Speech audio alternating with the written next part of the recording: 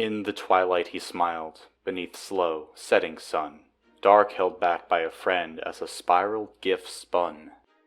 Look, let's not mince words. A Many Tale is one of the most creative, philosophically interesting, and important love letters to fantasy RPGs that I have ever read. A few weeks ago, I was contacted by Jacob White about a project that he is undertaking. He described it as a solo RPG experience turned published free serial that he writes and illustrates. Jacob asked me if I could take a look at the work and review it. I thought I'd do a small video about his project, but then I read it. Following Opaline, a mouse turned mouseling with a curse to blip through time and space like a fantasy version of Quantum Leap, Jacob explores an astounding number of worlds, characters, and ideas within his work. And my god, what an incredible work it is. A shortened elevator pitch is that there is a mouse man that teleports to a different situation each week. Once again, quoting Jacob, one week it could be a western, and the next an epic fantasy battle, and the next a space opera. In my opinion, while science fiction tends to point its lens on society, fantasy explores us as people. A Many Tale perfectly encapsulates this idea. I come from a philosophy background, and reading these serials gave me so much to contemplate. And all these new situations Opaline finds himself in provide a profound examination on the human condition, morality, and our purpose in life. From here on out, I'm going to be talking openly about the first entry in the series, A Little Spin of Divinity. You can find the link in the description. It is a quick read and I highly recommend it, but if you don't care about spoilers, you have been warned. And firstly, I'm glad that the author started the story here. We encounter Opaline at their worst, which makes me fall in love with their character so much more. Here, White dives into many different philosophical avenues of thought. Nietzsche and his nihilism are explored. Opaline, when we first meet them, has been blipping through time for decades, and the story is the same time after time, and at this point they just have given up on being a hero. However, it's Opaline's answer to the despair, the answer to the question of what you're going to do facing this nihilism, that is really fantastic and mirrors one of my favorite philosophers, Albert Camus.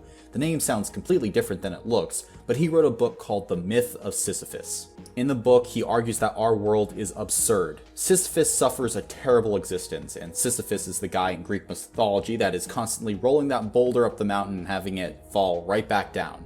And really, that's what our main character Opaline is up to. He keeps on saving world after world, situation after situation, but then he has to do it all over again. Sometimes he succeeds, sometimes he fails, but it's never ending. So brilliantly, the question is posed, what's the point? What's the point when every time Opaline solves a problem he's faced with another? Well, Opaline goes and mirrors Camus' thoughts on the matter. You have to embrace the absurd and strike out against the world. Opaline revolts against the nihilism that has overtaken him and gives meaning to his struggle. He gives meaning to the help, that if he can just help one person, that's enough, because every person matters. And I think that's profound. But here is something even crazier. Opaline fails. His failure to save the fungi folk is gut-wrenching. The mouseling doesn't save the day the first time around. They blink out just before the killing blow. And after this, the whole work had a new weight to it. Opaline does not have plot armor. The people he interacts with do not have plot armor. These stories can end in complete disaster. It provides a hook and a draw, because I literally do not know what's going to happen in each story. Every adventure Opaline goes on has the potential for complete and utter failure.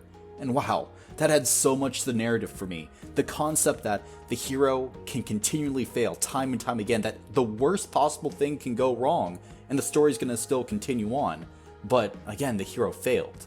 Whatever characters they were helping, whatever situation they were a part of, just collapsed and fell apart. And man, that's something we just don't see.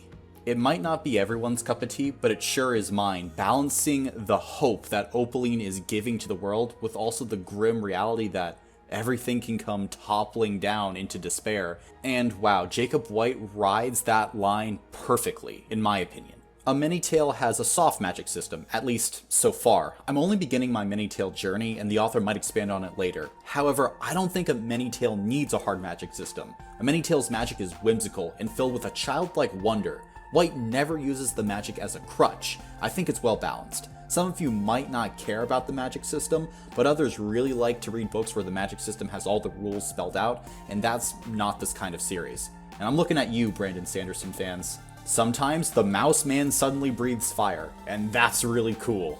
Finally, I want to start talking about Peridot, Many Tale's overarching world building, and Opaline's curse. Peridot is a small dragon and a true god that falls around Opaline. Their relationship reminds me of Kaladin and Syl from a Stormlight archive. I like their relationship and I'm excited to read more of it. Both share the same burden, and they provide an interesting window into the larger scope that A Many Tale is tackling. While Peridot is a god, she cannot interfere majorly in any space. Small things, yes, she can change. Her power is seemingly limitless and also minuscule. Her presence grounds the story while also providing so many mysteries about A Many Tale's overarching world. I won't go beyond the first serial, but there is so much more to this grand story than just a mouse blipping between worlds. I, for one, love getting more details slowly woven in.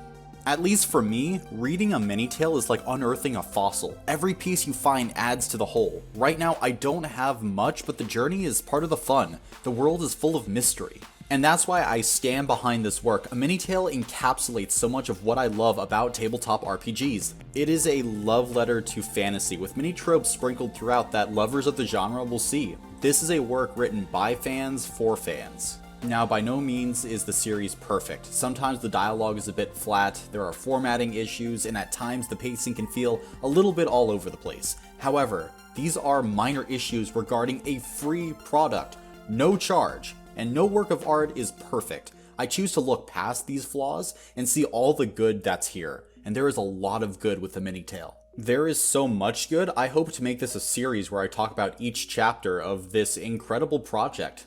The series is free, so keeping up with it shouldn't be a problem for both me and anyone who wants to follow along this series. But until that time, check out this video right here. YouTube thinks you'll like it. Until then, thank you for entering the dungeon, and thank you to Jacob White for introducing me to A Many Tale. I look forward to following Opaline's adventures into the far future.